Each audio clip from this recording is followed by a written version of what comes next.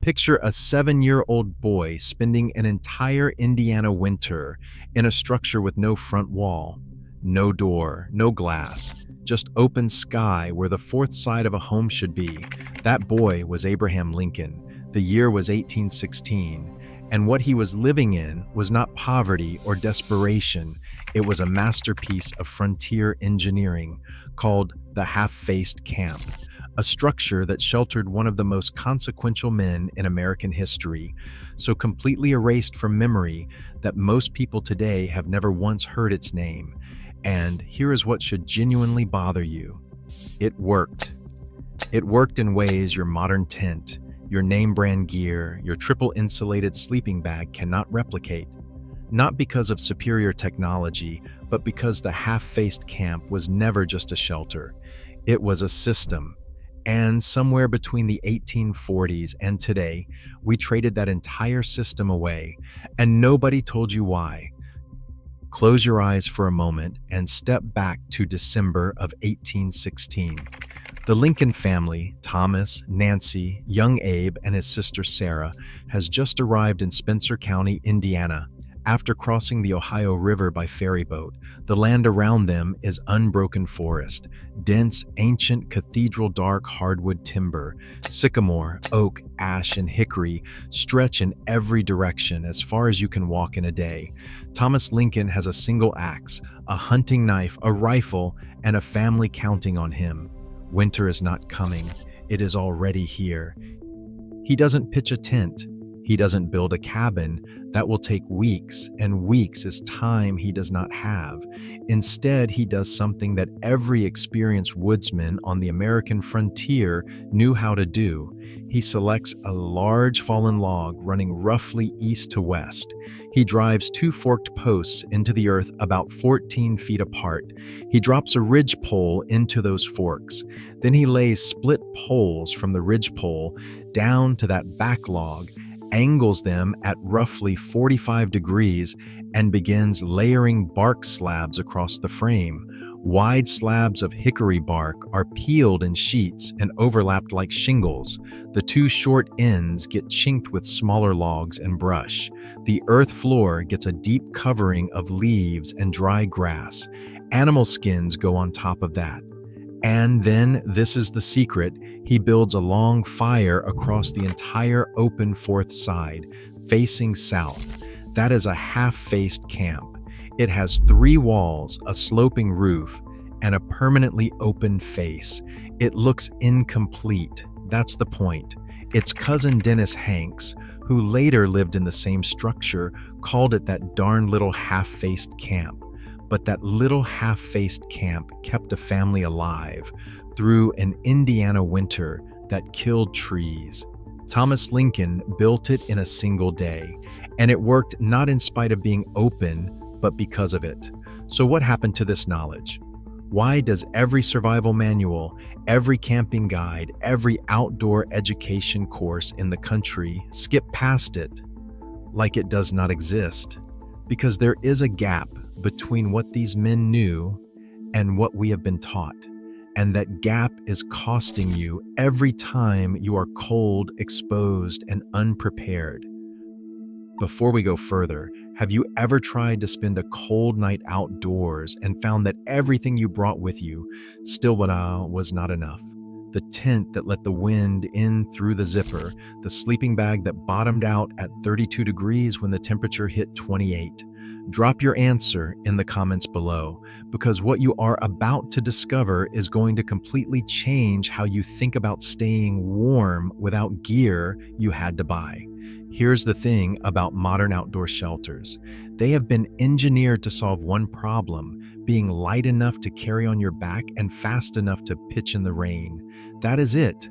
Every decision made in the design of your modern tent, the shape, the materials, the ventilation system, the pole architecture, traces back to that single commercial priority: portable, packable, purchasable. The result is a product that is radically good at being sold and remarkably mediocre at the thing it is supposedly for.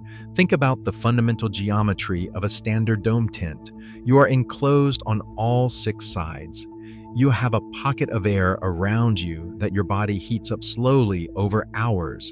If you stop generating heat, if you are exhausted, if you are wet, if your caloric reserves are low, that pocket of air cools right back down with you. The tent does nothing active.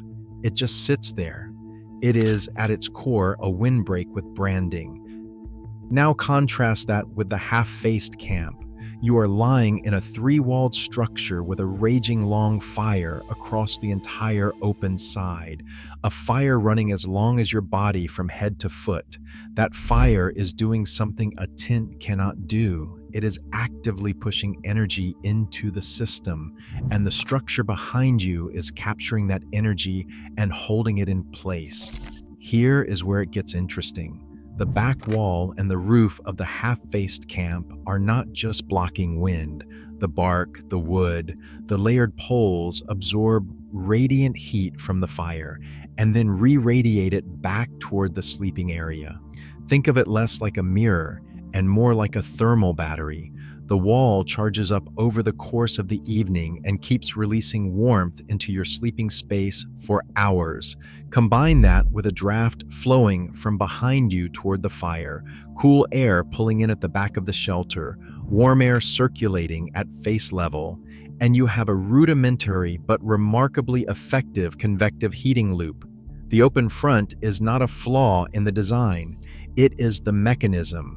The entire thing only works because of what is not there. And the fire itself? A frontier woodsman did not build a campfire the way you are picturing. He did not build a small mound of sticks in a ring of rocks. He built a fire as long as his body, fed with large diameter hardwood logs laid parallel. A fire like that produces a wall of heat, not a point source. It radiates uniformly across the full width of the sleeping space. He did not huddle over it. He slept perpendicular to it, feet pointed at the coals, head toward the back wall, the entire length of his body bathed in even, sustained warmth. That is a system. That is the difference between a product and a system. Now here is the part that should actually make you angry. This knowledge was documented. It was not hidden in some inaccessible archive. Captain Randolph Marcy, the U.S. Army's official authority on frontier travel, included the half-faced camp alongside military shelter options in his 1859 field manual, The Prairie Traveler, the same manual issued to officers and immigrants heading across the continent. Frontier historians like Dale Van Every and R. Carlisle Bewley documented it in academic texts. The National Park Service maintains Abraham Lincoln's half-faced campsite as a national memorial in Spencer County, Indiana, where it stands preserved to this day. This knowledge was never lost. It was discarded. The reason it was discarded is not complicated. The people discarding it were not thinking about you sleeping in the rain. They were thinking about the mass market. Canvas tents sold in the millions. Synthetic sleeping bags required petroleum. Poles required aluminum. A half-faced camp required an axe, a forest, and a day's work. It could not be boxed. It could not be shipped. It could not be monetized. So it got quietly dropped from the curriculum, generation by generation, until the generation that knew it had no one left to teach. You did not fail to learn this skill. You were never given the chance to learn it. The system that was supposed to pass this knowledge down traded it for shelf space. Let's go deeper into how this actually worked, because the thermal physics behind the half-faced camp are worth understanding properly. They will change how you approach any outdoor shelter situation for the rest of your life. The first principle is what we could call directed radiation geometry. A fire radiates heat outward in all directions. In an open campfire with no shelter, an enormous percentage of that heat goes sideways and upward into the atmosphere, doing you absolutely no good. The half-faced camp changes the geometry of that equation. The sloping roof overhead deflects upward heat back down into the living space. The two side walls stop lateral heat from dispersing sideways, and the open front allows the fire's radiant energy to travel in a straight line directly to the occupant with nothing blocking the path. Think of it like a satellite dish, but reversed. Instead of gathering signals from a wide field and focusing them to a point, the half-faced camp gathers heat from a wide source and focuses it into a contained zone. The geometry does the work.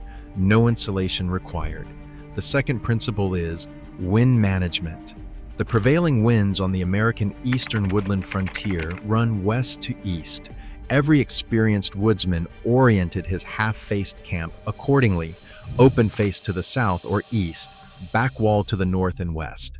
The solid walls absorbed and deflected wind instead of letting it strip warmth away from the sleeping body. Critically, the sloped roof created a micro-pressure zone at the front of the shelter, where the fire's warm air column met the incoming ambient air. That meeting point created a gentle, persistent draft that continuously pulled fresh air across the fire, feeding it oxygen and maintaining combustion through the night without constant stoking. The fire and the shelter were co-designed. One fed the other. That is a system. The third principle is thermal mass and re-radiation. Bark slabs and dry wood are poor conductors but excellent thermal masses. Over the course of an evening seeing, the walls and roof of the half-faced camp absorbed heat like a slow charging battery. Long after the fire burned down to coals in the early morning hours, when cold is at its most dangerous and most penetrating, those walls were still releasing stored warmth back into the living space. Frontier families knew this intuitively. They kept the fire large in the evening and let it settle into a long bed of coals overnight, relying on the shelter itself to maintain ambient temperature until dawn. Documented evidence supports the effectiveness. Michael Burlingame's exhaustive biography of Lincoln, drawing on the primary testimony of Dennis Hanks, Elizabeth Crawford, and Nathaniel Grigsby, who gave interviews to William Herndon in 1865, confirms that the Lincoln family survived the full Indiana winter from 1816 to 1817 in this structure. That winter was brutal. Temperatures on the frontier regularly reached well below freezing. A family with 2 children and no secondary heat source beyond this fire survived in a 3-walled open shelter. The structure worked, not in spite of its design, because of it. So why did we abandon it? 3 reasons, and they all hit at roughly the same time. The first was community. As settlements spread westward and populations grew denser, the practice of communal cabin raisings became standard. Neighbors would gather for a raising, sometimes dozens of people, and construct a full log cabin in a single day. When that resource existed, the half-faced camp went from essential to unnecessary. Why spend a winter in an open structure when you could have 4 walls and a fireplace in 48 hours of collective labor? The second reason was geography. The half-faced camp was a woodland technology. It required specific, abundant materials: large straight logs for walls, wide bark slabs for roofing, plenty of dry hardwood fuel. When the frontier crossed the Mississippi and pushed into the open prairie, treeless, flat, wind-scoured, none of those materials were available. Settlers on the Great Plains built sod houses cut from the earth itself. They did not abandon the half-faced camp because it stopped working. They moved to terrain where it could not be built. The third reason was transportation. The National Road, the Erie Canal, and eventually the railroads meant that settlers arrived on the frontier increasingly well-equipped. Canvas tents, cast-iron stoves, prefabricated lumber, things that once required months of frontier labor could be hauled in from a supply depot. The half-faced camp was a solution to a specific material scarcity. As that scarcity dissolved, so did the shelter. By 1830, when the Lincoln family moved west to Illinois, historian Helen Nicolai noted pointedly that there was no miserable, shivering year of waiting in a half-faced camp before the family was properly housed. The frontier had advanced. The old knowledge was no longer needed. and within 2 generations, it was no longer taught. The hidden cost of that abandonment is a population that does not know how to be genuinely warm in the woods, using only what the woods provide. Every person who has ever shivered through a camping trip despite expensive gear, every person who has relied on technology to do what knowledge used to do, is paying the price of that trade. The gear did not make us more capable. It made us more dependent on the gear. So what do you do with this? 3 options, and every one of them is worth your time. The first option, if you want to experience the principle without committing to a full construction, is a fire reflector setup. The next time you build a camp, stack a wall of green logs, 3 to 4 feet high and 4 to 5 feet long, on the opposite side of your fire from where you will sleep. Green wood will not burn easily, and it will do exactly what the back wall of a half-faced camp does: absorb radiant heat and re-radiate it toward your sleeping position. This alone will measurably increase the ambient temperature in your sleeping space. No tools required beyond what is on the ground. The second option is to build a half-faced camp yourself. You need 3 things: a forest, an axe, and several hours. Choose a large log or ridge for your back wall. Drive 2 forked posts into the ground roughly 14 feet apart on the south-facing side. Drop a ridge pole between them. Lay split poles from the ridge down to the back log at a 45-degree angle. Cover with bark slabs or dense brush, working from the bottom up like shingles. Fill in the 2 short ends with whatever logs and branches you have. Build your fire as long as your sleeping body, parallel to the open face. Maintain it. Sleep perpendicular to it. That is the whole system. No subscription required, no synthetic fill, no carbon fiber poles. The third option, and the minimum entry point, is to study Morse Kochanski's super shelter, the modern direct descendant of the half-faced camp principle. Kochanski replaced bark walls with clear plastic sheeting and a mylar emergency blanket, achieving genuine radiant heat reflection rather than re-radiation. The result is a structure that can create temperature differentials of 40 degrees or more above ambient conditions, the same logic the frontier families used, refined with materials that any modern camper already carries. Read his work. Then read it again, thinking about what Thomas Lincoln was doing intuitively with bark and logs 200 years earlier. Thomas Lincoln was not a primitive man scraping by on luck. He was an engineer working with the materials at hand, applying principles that generations of woodsmen before him had refined through lived experience. The half-faced camp was not a desperate improvisation, it was the state of the art.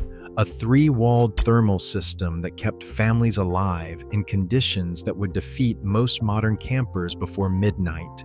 The knowledge was not lost. It was traded away, traded for products that were easier to manufacture, easier to sell, and easier to carry than the competence they replaced. That trade made someone very wealthy. It did not make you any warmer. If this is changing the way you see outdoor sheltering, subscribe, because that is exactly what this channel exists to do. We dig up the practical knowledge that was set aside when commerce found a way to sell you something cheaper. Every week, we pull another piece of it back out into the light. Tell us in the comments, what piece of forgotten craft knowledge do you want us to investigate next? Lost food preservation techniques, forgotten navigation methods, old-growth timber construction that modern engineering still cannot fully explain? Tell us. We are listening, and we are building this library, one recovered piece at a time.